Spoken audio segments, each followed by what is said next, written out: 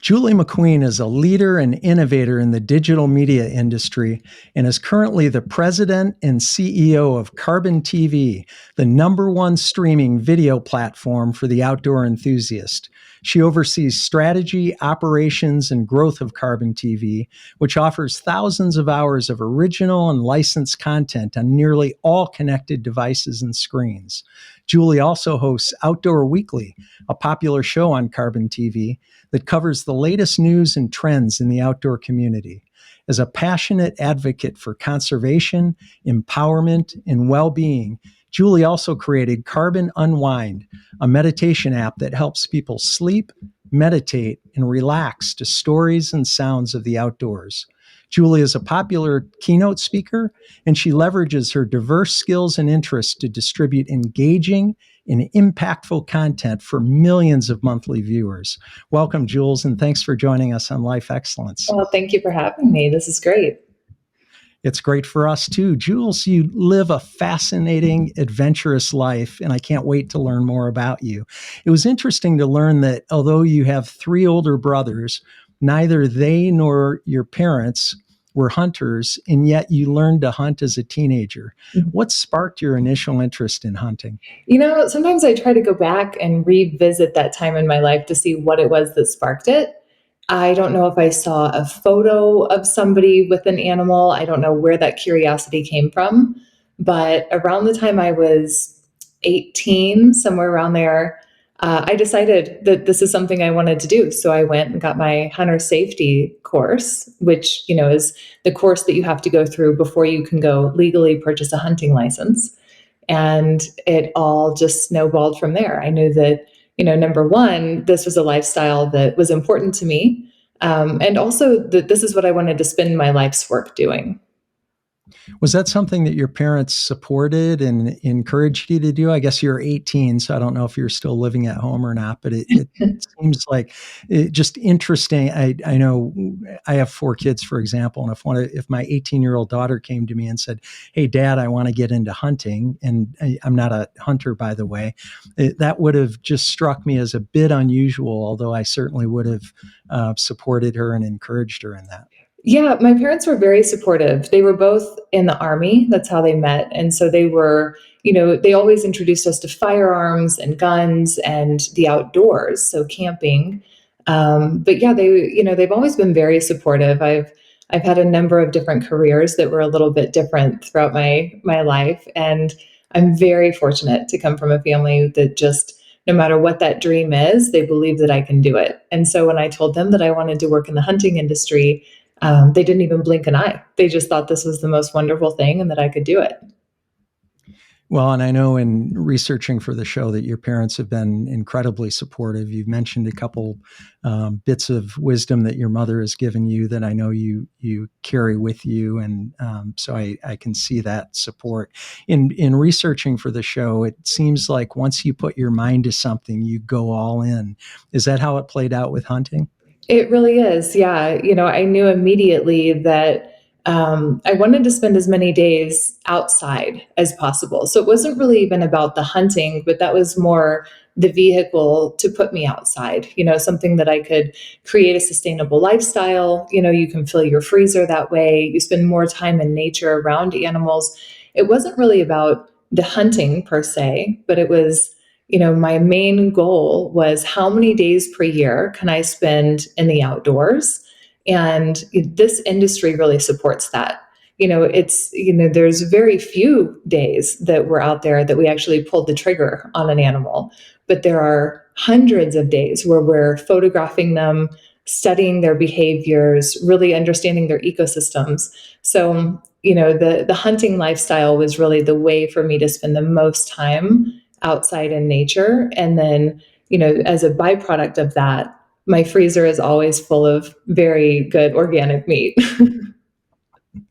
Do you fish too, or just hunt? I do. I fish as well. Yeah.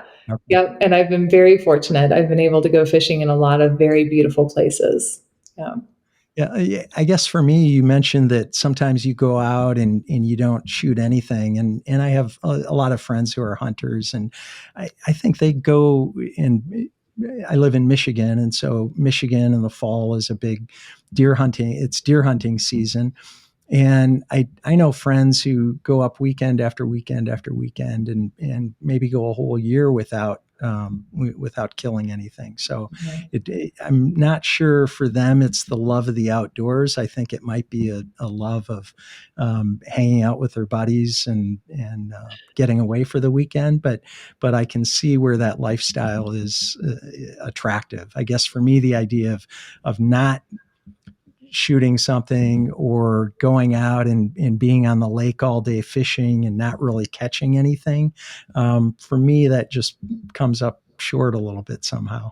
Yeah. Maybe it's the achiever in me. It's funny. It's kind of this cultural thing. And I feel like people who love the outdoors, they do build a culture around that. They have their traditions. Some of them have their hunting camps. I know Michigan is really big, like in northern Michigan. People go up to their hunting camp, and this is a tradition every year where they might not see those people other than deer opener. And so it's really kind of a beautiful culture that people develop around the hunting tradition. And that goes throughout the entire world. There's really a lot of depth to that, even for the ones who maybe don't hunt. They still show up in camp. They want to hear the stories at the end of the day. They want to enjoy the great food, have a beer around the campfire. So there's really a lot that goes along with hunting. And I think that is kind of a misconception that we're just out there, killing the animals, but really there's just a lifestyle that's built around it. That's a really good point, Jules. And most people I know who take up hunting continue it, as you were describing and as we talked about, for recreation throughout their lives. But you took it a step further and made a career out of it. Walk us through your career path, and you alluded to that a little bit earlier, but walk us through that path that eventually resulted in you becoming president and CEO of CarbonTV. Yeah, a lot of people talk about finding your passion in life and then building a career around that, and they say, oh, you never have to work a day in your life if you're doing what you love. And I can see some truth in that.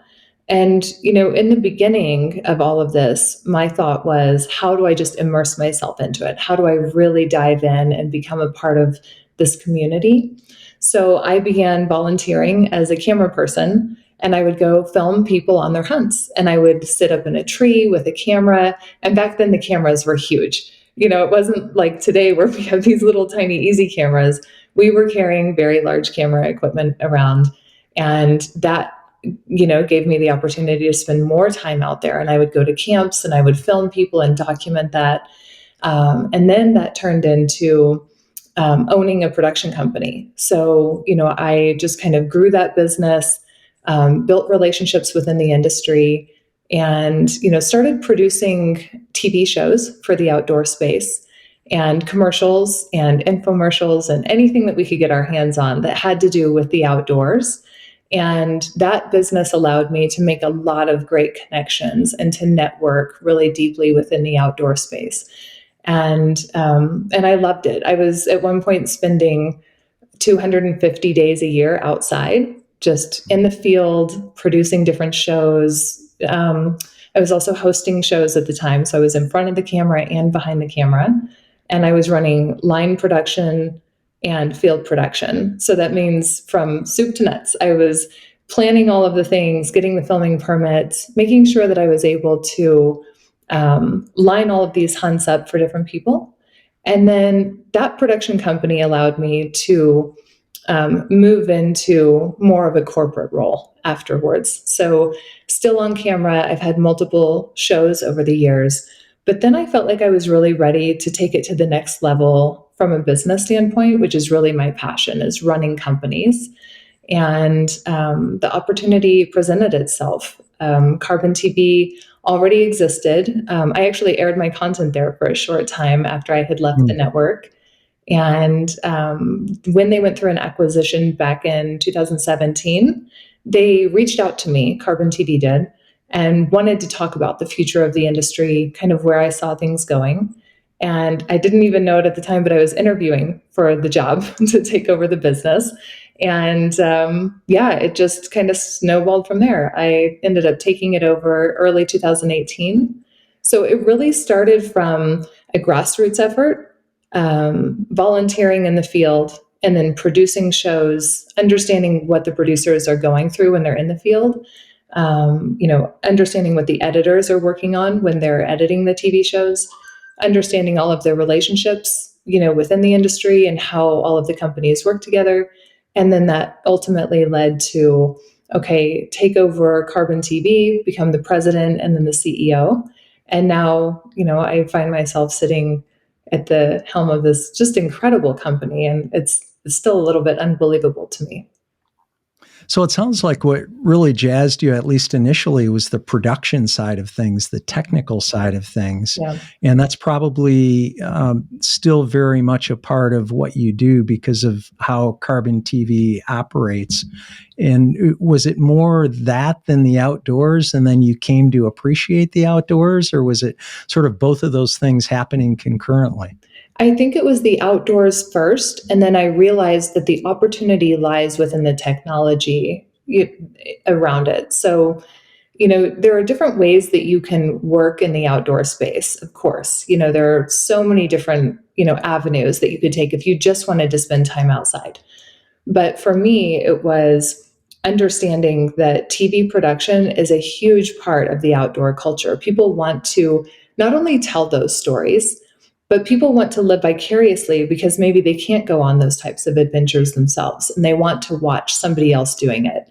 So, just kind of marrying all of that together and understanding that there's a need for this, that, there will never be a day where people, number one, don't want to tell stories because at our core, we're all storytellers from the beginning. Every culture from the beginning of time, we pass stories down. Now we just do it with technology.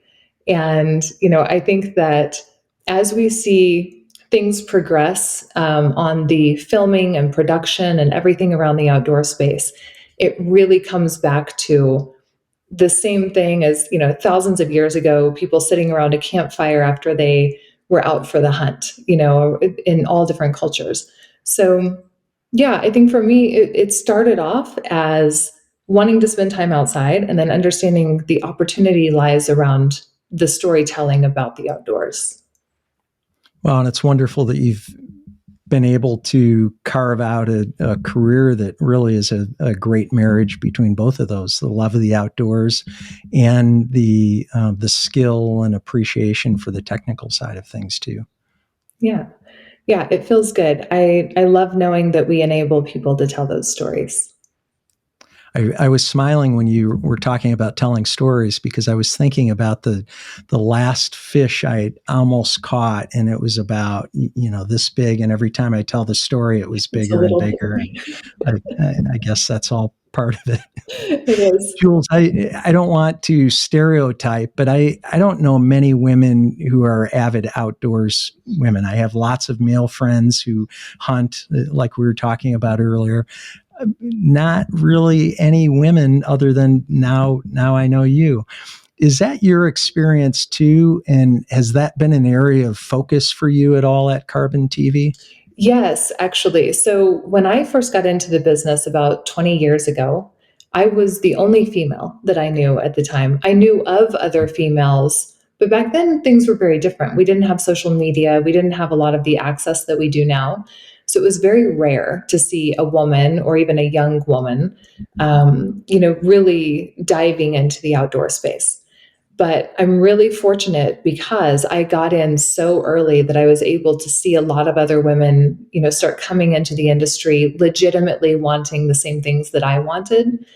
And for the past 15 years or more, I've actually known some really incredible women in this industry who have worked so hard and put their heart and soul into the same goals that I had. Just how much time can I spend outside? How can I spread this beautiful message of loving animals, loving wildlife, wanting what's best for them, but also supporting the hunting culture? So, it used to be more rare than it is now. It's becoming a lot more popular for women to be open about wanting to go hunting or fishing or even just adventuring on their own. I think technology has really helped that. We feel safer because we, have access to things that can help us when we're out there. If we don't feel 100%, comfortable or confident. And on the content side of things, I'm really actually very proud to say that Carbon TV has the most female led outdoor content of anybody. And that's been a passion project of mine. A lot of women are out there producing different shows, hosting different TV shows or podcasts, and telling those stories from a woman's point of view with the female perspective. And so over the years, I've really tried to give them a good home where they have a voice, and we support it, and we get behind it on the marketing, and we make sure that people know that this is where they can find content. Because, a lot of people assume that if you're watching a hunting show, that it's a bunch of men sitting around maybe in a hunting camp. And that's still true. But a lot of times those men have daughters or wives who also either have an interest already in the outdoors, or the man wants them to have an interest and wants them to feel comfortable going along on his hunting trips or going adventuring outside. So I think it's really important for us to tell the story from a female perspective. And for young women and little girls, and even fully grown women, for all of us to have access to content from women who are out there experiencing things and showing us that it can be done. Do you have data on the audience side? So you talked about the content production, that you have more women than ever actually producing content, producing programming on Carbon TV. Do you have data on your audience? Is that growing as well, the female audience side? Yeah, yes, actually. So when I first started at Carbon and took over, the operations and started diving into the content library and trying to diversify that a little bit, I would say our female audience would be around 10%, which is very low. And now it hovers around 25 to 28%, which is very high. In any type of outdoor content, if you have women actually watching that content, above 10 to 15%, I would consider that a win. And it just keeps growing. The more women that we're bringing in and making them feel like they're at home on the content side, on the producer side, the more women at home are watching that content. So yeah, I think last time we checked, it was between 25 and 28% female audience. Yeah, that's pretty significant. Mm-hmm. So you're obviously thriving in a male-dominated industry, and not to continue to talk about male versus female, but I think your experience and success can inspire not only women who might find themselves in a situation, so in industries that are male-dominated, but really anyone. I think we can expand it to anyone who faces obstacles in their career or life. Mm-hmm. What lessons have you learned along the way in the 20 years that you've been in the business that might be helpful for others too? I think that it's very important for us to surround ourselves with a community that's supportive of our goals. So I understand that some women come from, a home or a community that maybe isn't educated on the thing that they're passionate about. And, that's not their fault. But when you surround yourself and really dive into a community of like-minded people, you can really do anything. Um, you know, I'm very fortunate because I was supported by, not just my family and friends, but also the hunting community. They really rallied around not just myself, but a lot of the first females who came into the business and really were legitimately trying to have a voice and share stories and, have a purpose. So, yeah, I would say that, be mindful of who you surround yourself with, because that can make or break anything. And it doesn't matter if it's a male dominated industry or not. I think that just kind of that goes throughout life in general. Even if it's outside of the hunting realm, if it's a male dominated industry and you're a female, I think we've broken down those barriers. I don't think there is a glass ceiling anymore. And I think that there were, hundreds and hundreds of women even before me who came through and slowly just broke down those barriers and made sure that, if you have your wits about you and you're doing it for the right reasons, if your intentions are good and you are legitimately doing your best, you can pretty much do anything you want in today's world. And, I was told that from the beginning. My mom always told me, you can do whatever you want, you just put your brain to it and you'll figure it out. And, so when young women reach out to me, which they do a lot through social media or through, different avenues, if I'm at an event, I try to spread that message, even if it doesn't matter what they want to do. If they want to be a taxidermist, if they want to, be a hunting guide, absolutely. You can do all of the above. Doesn't matter if you're a girl. Well, and I think you're a great messenger for that, just because you have operated in what historically has been a male-dominated industry. What still is an overwhelming percentage of men.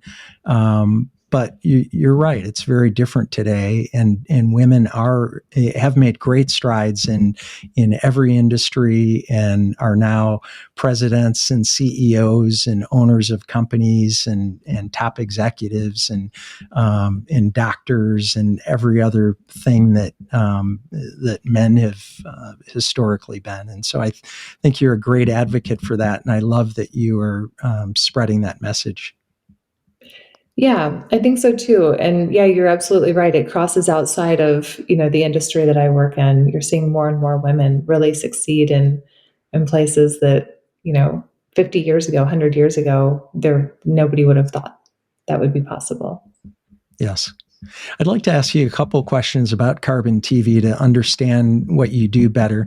It seems like you serve two markets, and correct me if I'm wrong, but the first is providing a best-in-class video platform that enables outdoor producers, like you talked about, to gain exposure. So if I had a show or an interest in something and started to create a show, then I could I guess, be hosted by CarbonTV, for lack of a better way to describe it, to have that be the platform. And then the second is obviously providing a wide range of programming for the outdoor enthusiast. Tell us more about both segments, and if I got anything wrong, please correct me on that. Right. So we provide a service where we license and distribute video content from producers. And in turn, they're out in the field, they're producing this content, and then we give them a way to get it out to the public. So yeah, CarbonTV is known for everybody watches it to watch outdoor content.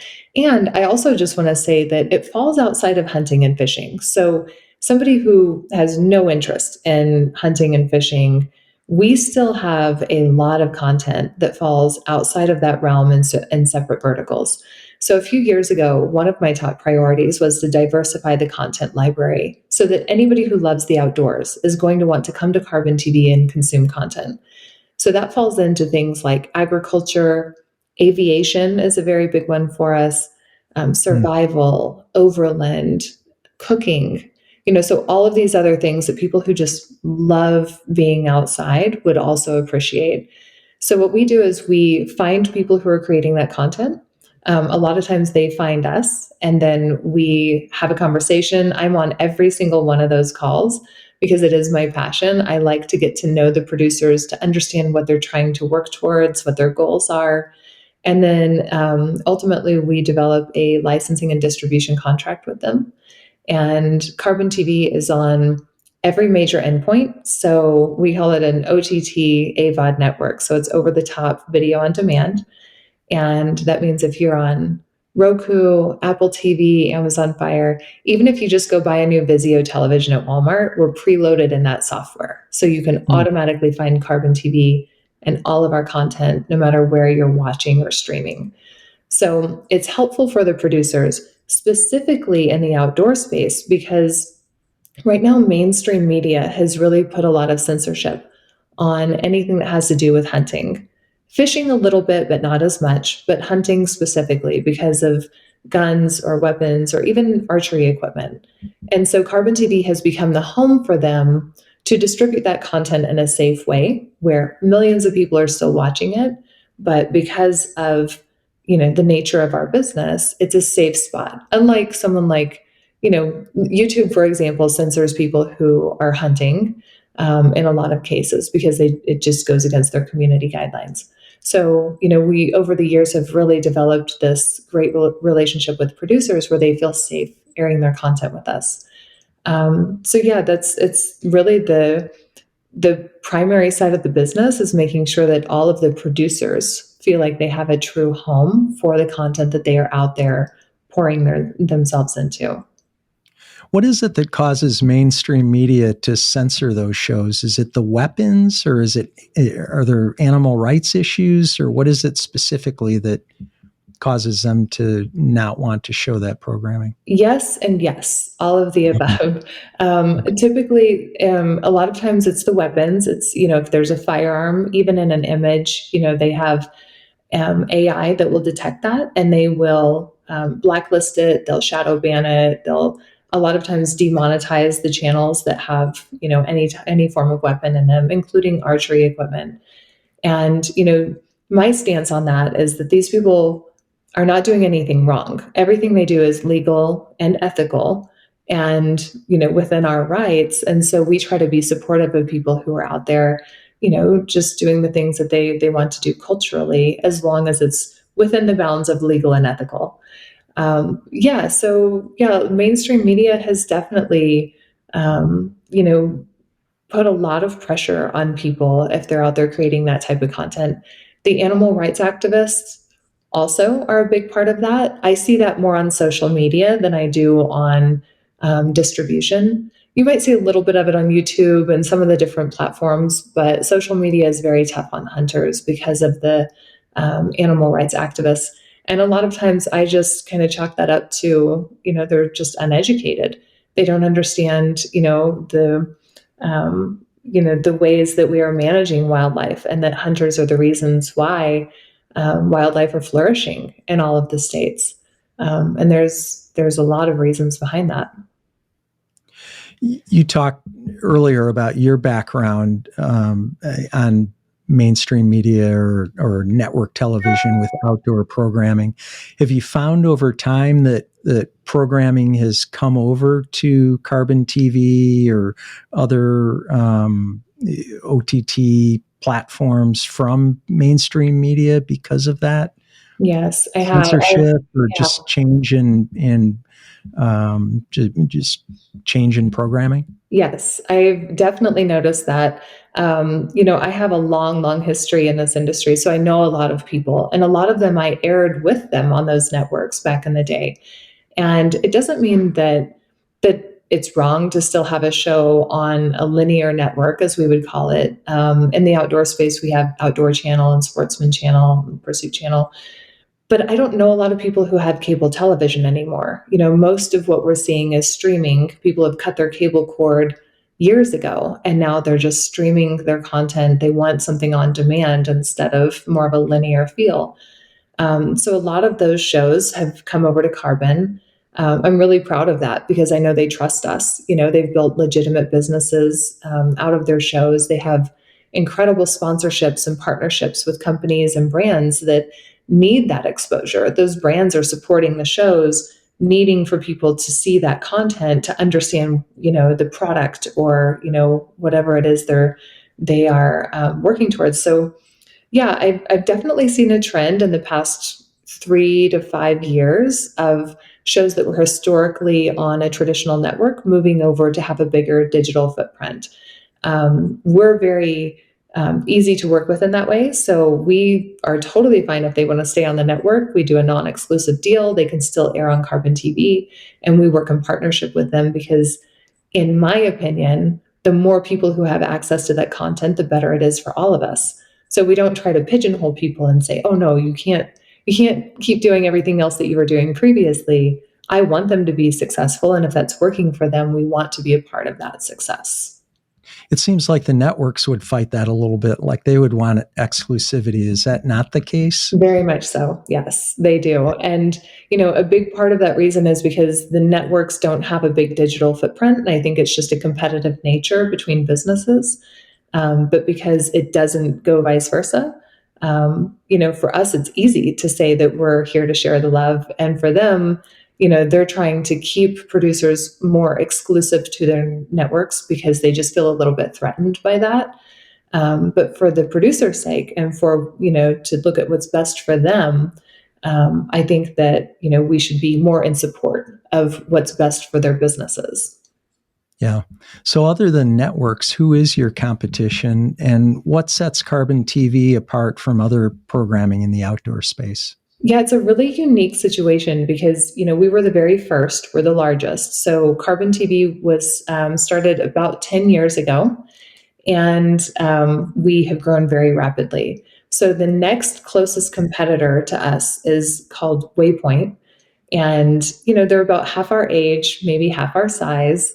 And they've come up in the industry, and I think they're more fishing focused than we are, which is great because they I think they're doing well on the fishing side. But there's really not a close competitor as far as someone that's our size with our strength, and the forward thinking model that we have. But that doesn't mean I'm not constantly looking over my shoulder and watching. I'm paying attention to, if there are any other networks coming up and making sure that, we're thinking of ideas ahead of everybody else. Our big focus is making sure the user experience is always excellent. So people want to keep coming back to Carbon and they don't get frustrated. There's very few competitors in our field. The ones that are there, they kind of have their own separate type of business. Makes sense. I know you're an advocate for conservation of the outdoors. What are the biggest threats to wildlife habitats? And is environmental stewardship an area of focus either for you personally or for Carbon TV? We talked a little bit about animal rights and guns and without getting too political on it, just in terms of conservation. Is that something that you're active with personally and with Carbon TV? Yeah, so we're very active, and I am personally as well. I have been for a very long time, and thank goodness in the outdoor space we have some incredible conservation organizations and foundations who really put the work in. They've got boots on the ground doing these incredible projects for wildlife. And we're in full support of that. So Carbon TV is the video streaming partner for a lot of those. One of them is the Mule Deer Foundation and Sportsmen for Fish and Wildlife. They have an event every year called the Western Hunt Conservation Expo. And, they auction off these hunting tags, and they auction off a lot of just incredible items, for people to go on these adventures. And that money is going right back into conservation for wildlife and for habitat. And aside from that, they also year round have these projects in place where volunteers are in the field helping wildlife in so many different ways. And you just don't see that from a non-hunting community very often. For example, they work on water catchment projects. So in areas where there may not be enough sustainable water sources for wildlife, these people are going out there and actually building water catchments to catch rainwater so that the wildlife, have access to it. They're putting up wildlife friendly fencing, where the animals aren't getting trapped in that fence and caught their leg and they're dying. So these are all coming from conservation organizations that are based on hunting and based on people like me who love the outdoors, love wildlife, love to hunt, but we're out there trying to help the wildlife in a lot of different ways. Wildlife and habitat management is very high up on our list of priorities. And a lot of times the way that we work towards that is in partnership with those organizations or foundations. We're very tight with the Wild Sheep Foundation. I just gave a speech for them up in BC. And, while I was there, they were telling me these incredible stories about these sheep captures where, they're up in helicopters and they are netting sheep. They put a net down, they catch the sheep, and they're running tests on these sheep to make sure they're healthy, to make sure that there's no disease spreading around, to make sure that, the herd is going to survive. And if there's a problem, they can relocate that herd to an area where they will survive. And it's very expensive and costly, and it takes a lot of volunteers and a lot of time and effort. But that's the most beautiful thing about the hunting and outdoor community is these people are so passionate about wildlife and so in love with these animals that this is what they're devoting their time to year round. And part of my passion is telling those stories. If it weren't for companies like CarbonTV, a lot of people would never know that these types of projects are happening where people who, yes, of course, we like to hunt, and that's part of wildlife management. But we're also out there trying to help the animals in so many different ways. That's great.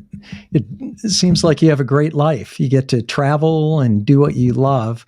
What do you enjoy most about the career and life you've created for yourself? The people.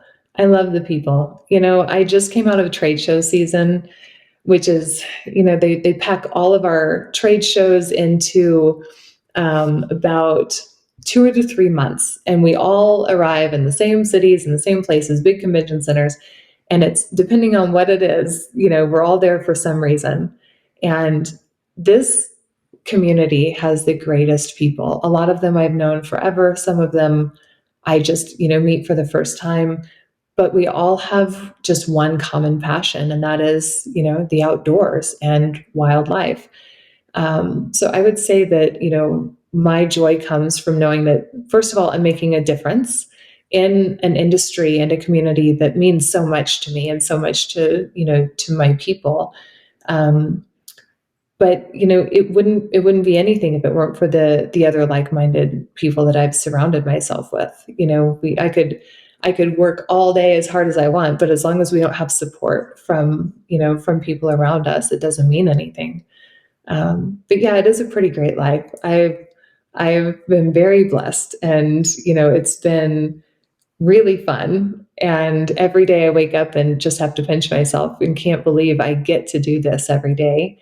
But it's a real job. I mean, I am the CEO, so like there's a lot of behind the scenes paperwork that I wish didn't exist sometimes. But in the end, it's all about the wildlife. It's all about enjoying nature and the outdoors and surrounding ourselves with people who also love the same things. Yes. It's an awesome environment to be in. Jules, one of the things that I admire about you the most is that you dream big, and not just for yourself, you also advocate for others to dream big too. And by the way, that's something that you and I have in common. One way that you help others, I know, is through mentoring and empowering young people. You talked already about young women and empowering them, and especially as it relates to the love of outdoors. Share more about how you do that and why it's so important to you to pour into and add value to others, especially young people.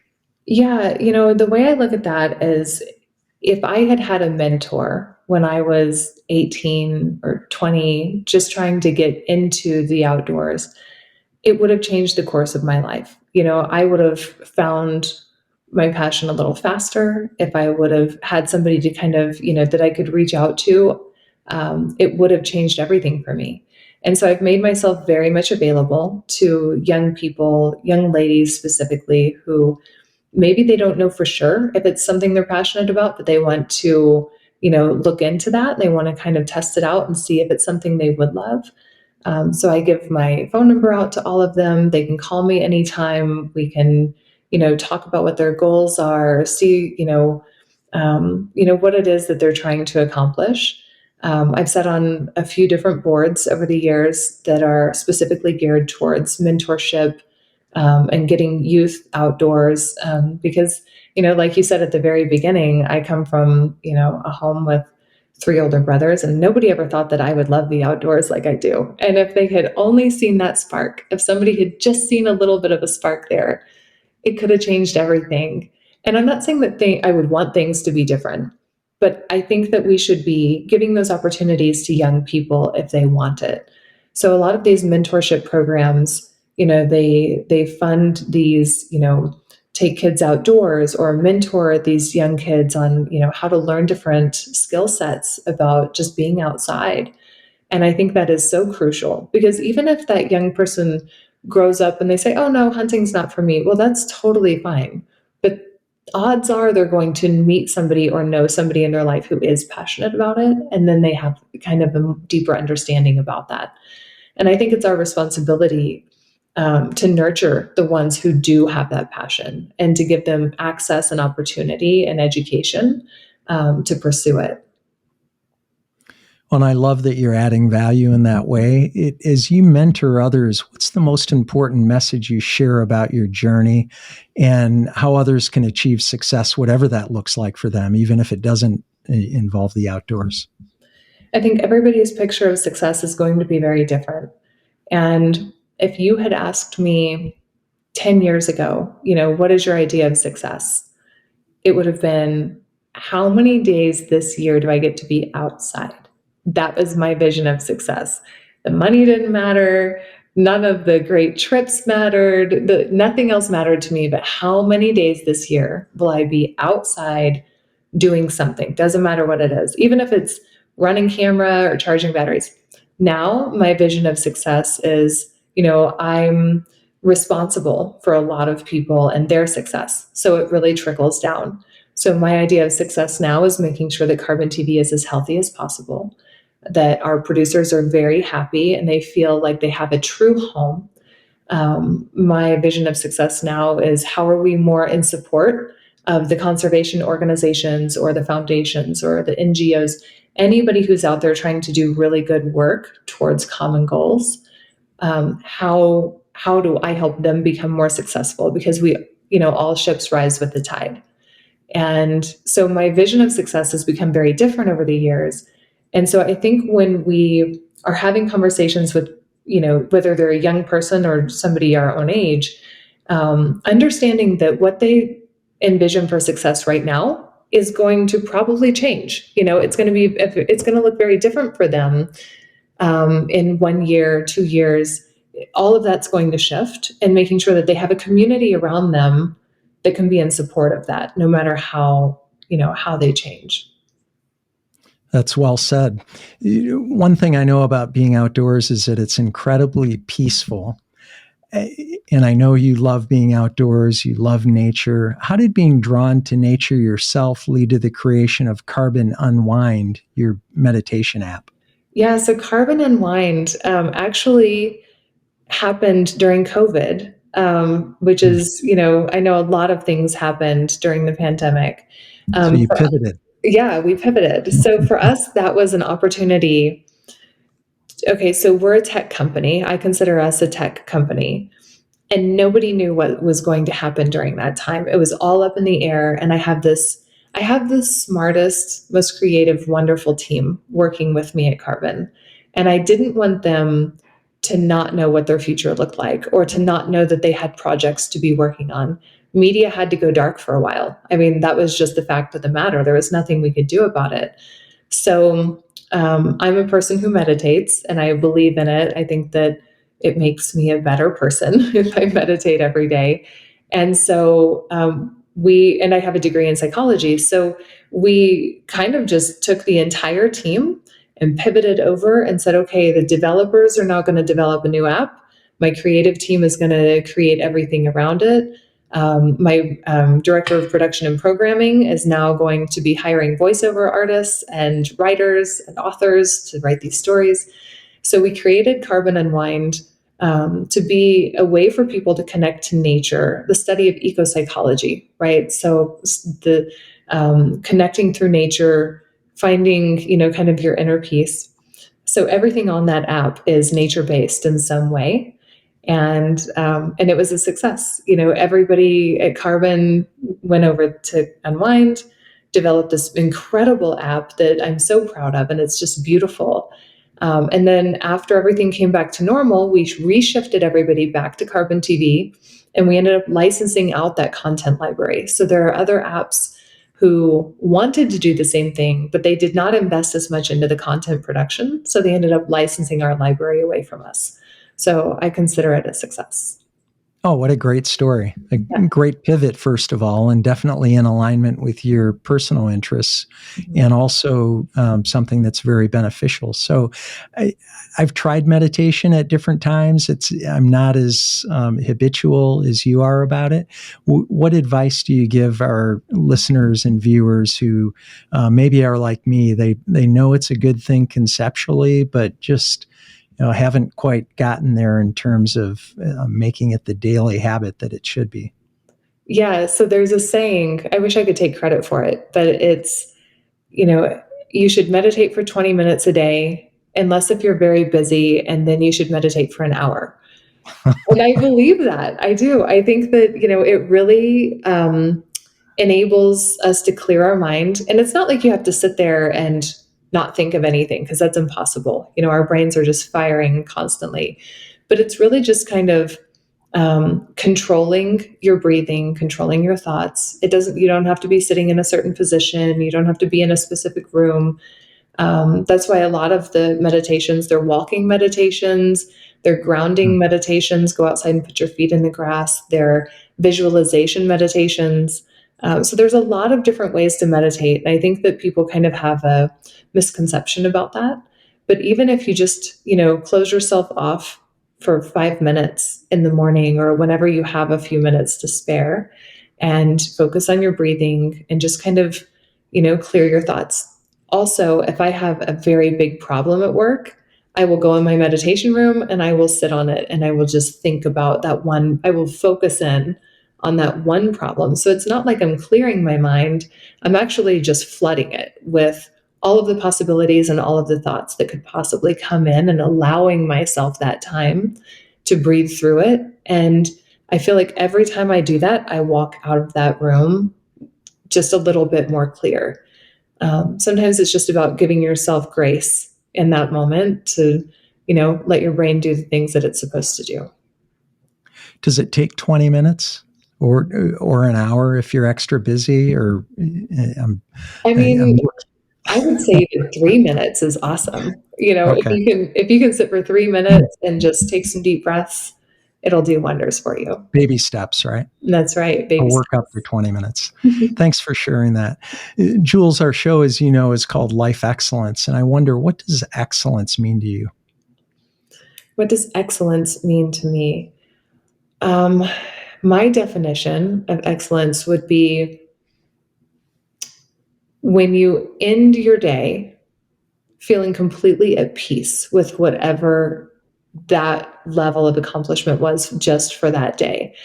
I think as humans, a lot of times we can become overwhelmed, especially with social media, and we're seeing highlight reels of other people's lives, and, oh, they're so successful or beautiful or rich or perfect.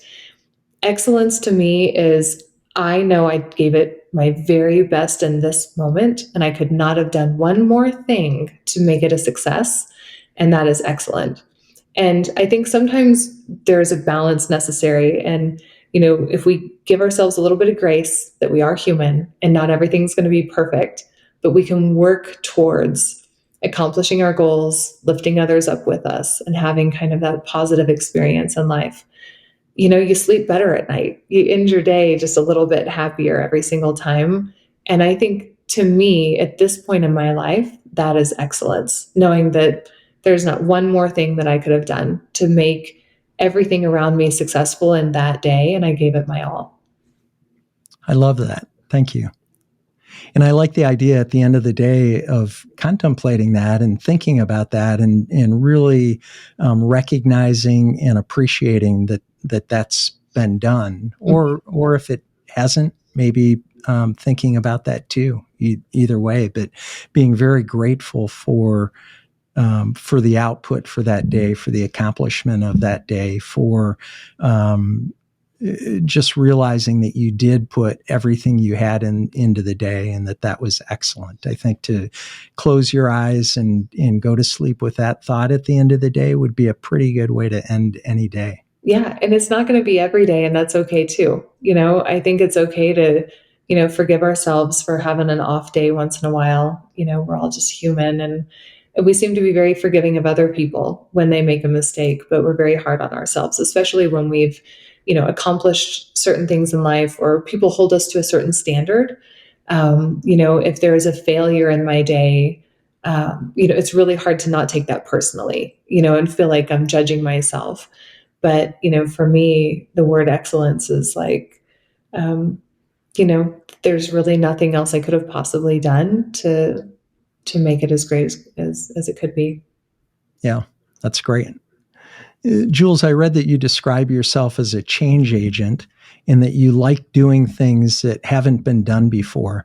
Looking forward over the next 3 to 5 years, how might that play out for you personally? And how do you see it playing out in your leadership role at Carbon TV? Yeah, I love the word change agent. That is how I describe myself. When things haven't been done before, it interests me a lot. And there's not a lot of things you run into that haven't been done before, in today's world. But in business, you know, I have a team around me that's smarter than I am by far. And, they bring these incredible ideas, and I think I've created kind of a culture at Carbon TV where they feel comfortable, they feel safe bringing me any idea. Just brainstorm, just throw it out there on the table. And if it's not a great idea, okay, that's cool, because I have a lot of not great ideas too. We all The do. biggest part of being a change agent at work is helping other people feel comfortable bringing you their ideas, especially if you've done the right thing and surrounded yourself with people who are smarter than you.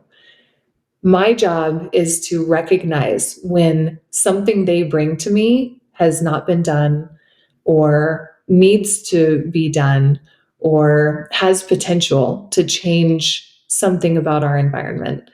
And I'm a risk taker in that way. So I love it when people bring me things that, that other people aren't talking about yet.